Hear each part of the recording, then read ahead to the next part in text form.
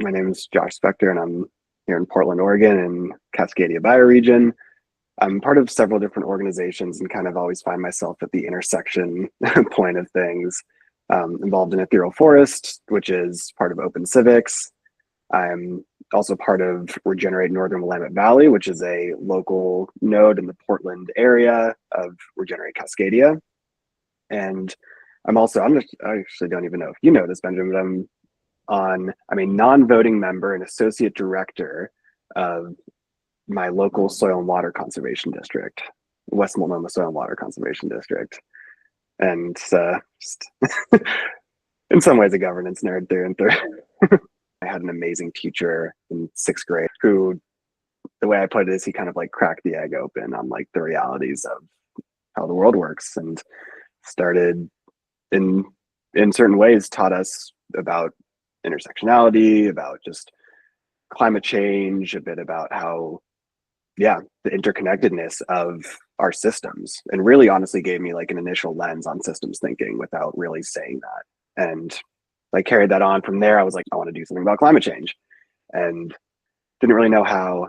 I got to high school and we had a really good computer science program. One of my friends took it freshman year and he was like, you got to do it. And so I did it for the last 3 years of high school. From there, I was like, okay, I know I want to use technology to do something about climate change. Didn't really know what that was yet. I went to school at the University of Oregon and ended up finding geographic information science and spatial data science. And I studied kind of a combination of things. I ended out minoring in environmental studies, so kind of got the political social side. I did physical geography, so the environmental system side, and then I also did a GIS major. And started off a career in GIS and remote sensing world. That quickly, I graduated college in 2019, and so I started off my career, and COVID hit pretty quickly. I found myself working for a company that I didn't fully agree with the work that I was being asked to do. At the same time, I was exploring.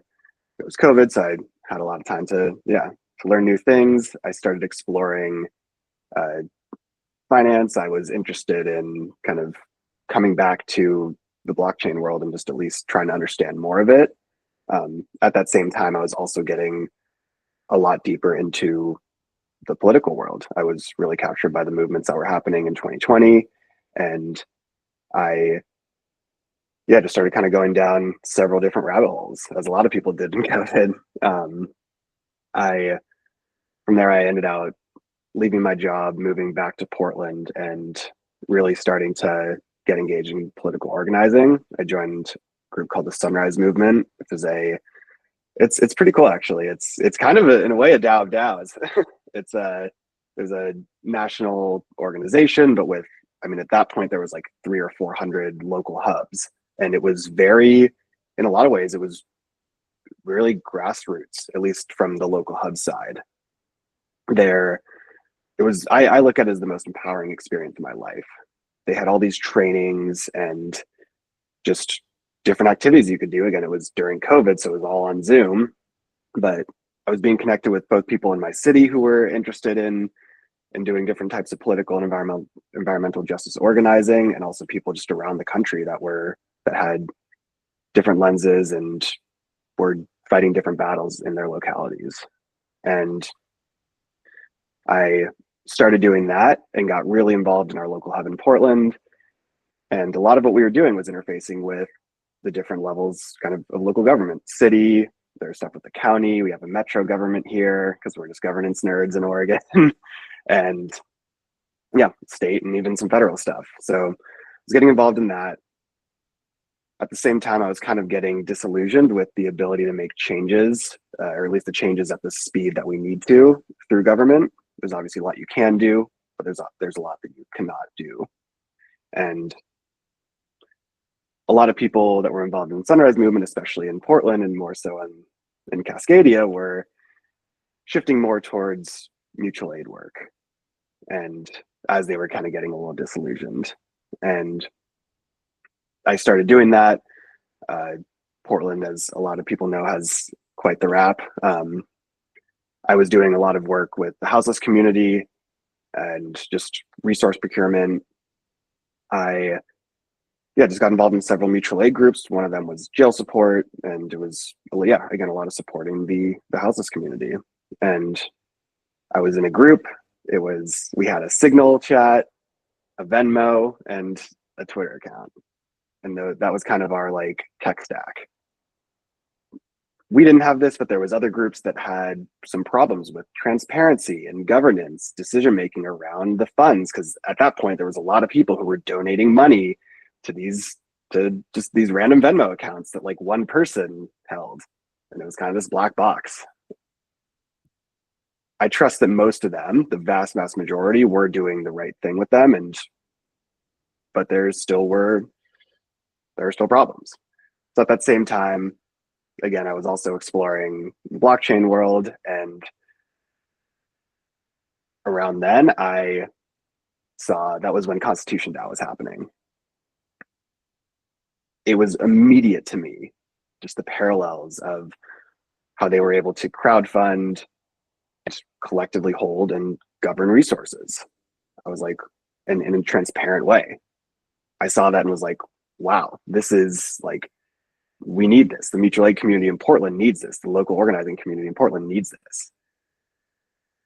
I just kind of went down the rabbit hole of DAOs more, and actually, it's funny because Marcus is staying with me right now. The second thing I saw was KlimaDAO. And I was like super inspired by that, found Regen Network, and obviously my remote sensing background was something that I could apply there.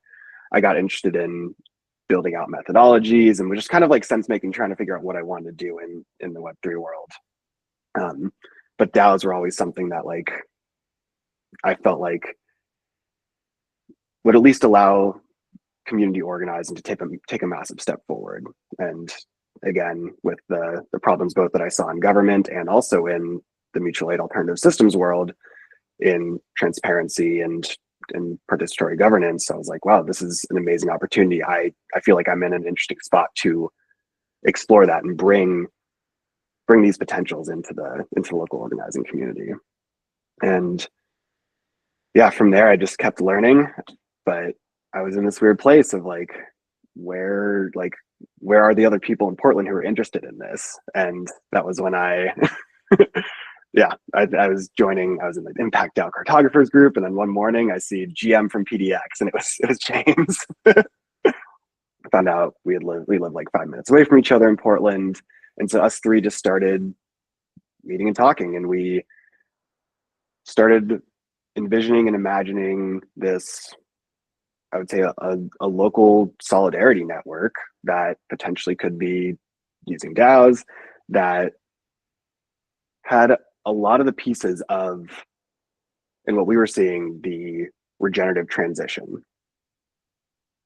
From my experience in community organizing in Portland, both in the kind of traditional through government mode and then also through the alternative systems building mode, I'd seen so much siloing.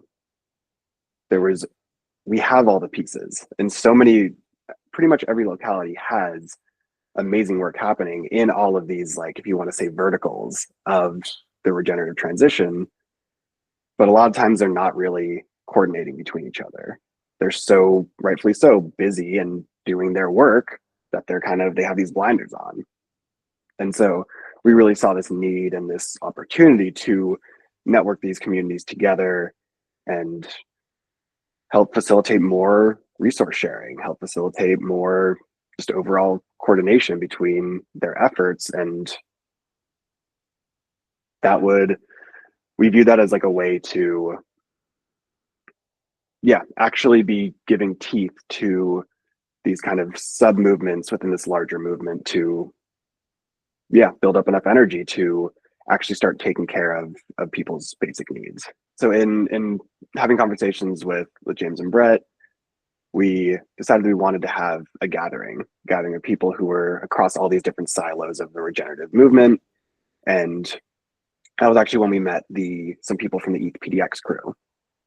And I think Christy came to that, and then eventually we started hanging out with Ben and Paul, and there was this kind of convergence of this network that we were trying to build and in the existing ETH-PDX community and their lens, what they've already built, and their connections that they had in the Web3 world. And so we eventually decided that we wanted to start a DAO together, want to start a local DAO, and been inspired by other ones that were kind of popping up around. I'd been really inspired by Collectivo, Brussels DAO that already existed, and so we wanted to start our own local city DAO. And it was one day Max walked into this community space that we helped start, and we ended up starting PDX DAO. And so PDX DAO, or PDX is short for Portland, we wanted to build a network of DAOs, a DAO of DAOs, that we could basically help people who were interested in DAOifying in our city to become a DAO. And we were building out PDX DAO as this like kind of what we put it now as like the monolithic city DAO model, that we were going to be naming ourselves the city DAO of our locality, and then helping people build out DAOs from there. And it didn't align with our ethos of decentralization. We were seeing other efforts in other cities where people were trying to create DAOs that were just kind of recreating old structures. They were basically these social clubs, which I don't think there's anything wrong with that, but people were creating these social clubs where they were just kind of hanging out and talking about Web3. We wanted to actually bring about systems change. We wanted to bring about participatory governance, and again, building networks of solidarity where we could actually be sharing resources and building systems that could take care of people's needs. So from basically coming to the point where we were like, okay, PDX DAO, we don't want to be this monolithic top-down city DAO. We want to help build out a DAO of DAOs in a grassroots bottoms-up manner. And so we basically wrote this piece where we were saying PDX DAO is dead. We ended the idea of us being PDX DAO, and we recreated ourselves as Ethereal Forest, which the mission of that was to create the conditions for something, maybe a DAO of DAOs that could potentially be called PDX DAO maybe, to emerge. We wanted to be supporting different groups, similar to what our initial vision of PDX DAO was. We wanted to support groups that were interested in becoming DAOs and eventually be networking together.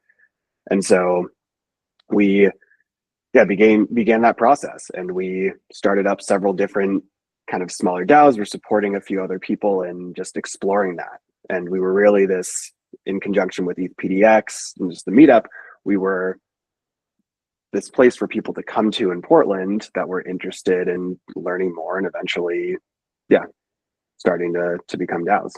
Right now, we're clearly in a moment where our governance systems are not working. They're not representing people, whether you look on the far left, the middle, or the right side of the political spectrum.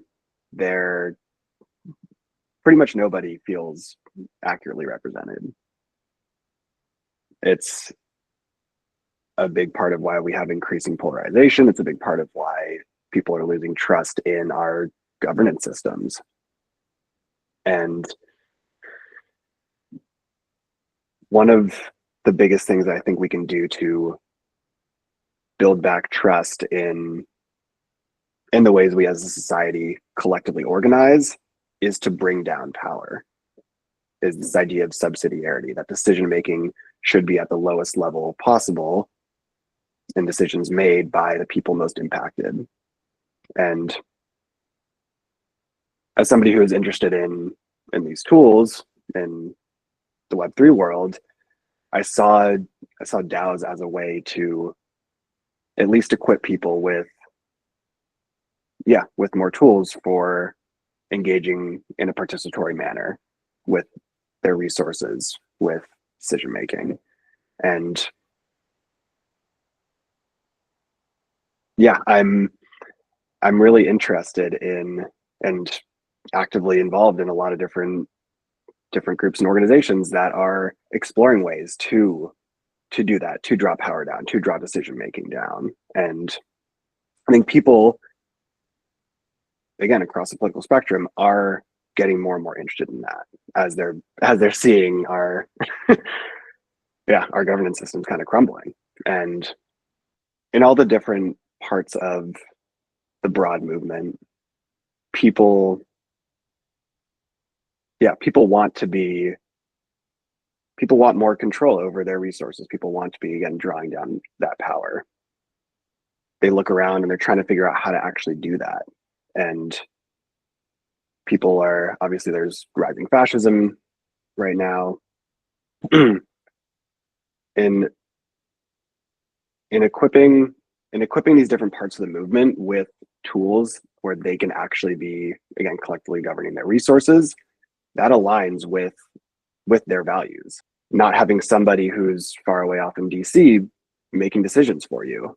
As I was getting into the Web3 world, I was understanding more also at the same time about systems thinking and alternative system building. When we are trying to build new systems that are actually, again, rooted in participatory governance, I had a friend that was in the Sunrise Movement with me who was really interested in permaculture and bioregionalism. I had heard about bioregionalism. I'd grown up in Cascadia here in Portland, and I'd seen the flags all around, but I never really knew what it fully meant. It was always like, oh, we're going to secede eventually, but didn't understand governance enough to really make sense of that. And so when I saw what was happening in the Web3 world and just more efforts to actually have, I keep saying it, participatory governance over our shared resources, I saw the bioregional world wanting a lot of those things, wanting to be building alternative institutions, alternative ways of resourcing people. And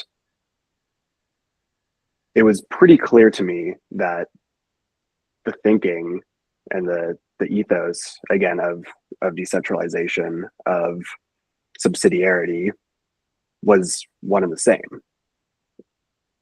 The effort, and DAOs are still a long way from fully achieving this, but the effort for DAOs to, I keep saying the same thing, but to equip people with the ability to collectively govern resources was in one way an underlying primitive for what I saw the bioregional world really wanting to build. If you want to be saying, hey, we can start filling the gaps of where our government and markets are not actually taking care of people's needs, we need to prove that we can do that in a democratic fashion. And the Web3 world was making serious headway towards that. And so, in just personally diving into bioregionalism and getting connected with Regenerate Cascadia and people that were involved in that kind of organizing and had been involved in that kind of organizing, it was just this immediate click of like, yes, we are talking the same language. We are working towards the same ends. And like at BioFi, it was during your and Kevin's talk at BioFi, there was this guy behind me who was like, why do we even need blockchain for this? Like, it was just like getting frustrated with it. And I turned around and I was like, well, like, these tools aren't being built anywhere else. Like, there's a reason why they're not being built anywhere else. Like, there's a reason why government, why banks, why corporations are not wanting to actually give us tools to collectively govern our resources. Like, they don't want to give us that kind of power. It was just an interesting conversation that we had of like, me being like, well, if you see somewhere else that's actually creating those tools, like, I don't, and I've been looking for a while. And also if they're going to be captured and they're going to be basically, controlled by either, most likely, corporations. Yeah, and a lot of times, like in local organizing worlds, people are like, why are you interested in blockchain? Why are you interested in crypto? Isn't that just all scams? And I always start off by being like, yes, like there are a lot of scams, but explain to them that these are collectively owned networks that are outside of the traditional ways of how we make decisions of government or through corporations. It's it's having this third way, having this like these alternative collectively owned networks, to me, is the baseline infrastructure for actually creating alternative systems that cannot be captured by, again, governments or corporations. And explaining that to people, when I can, when people have the grace to actually listen to that, they it clicks almost immediately. It like became so clear to them that, oh, this is the public infrastructure that we need. This is this could be an arm of collective civic action.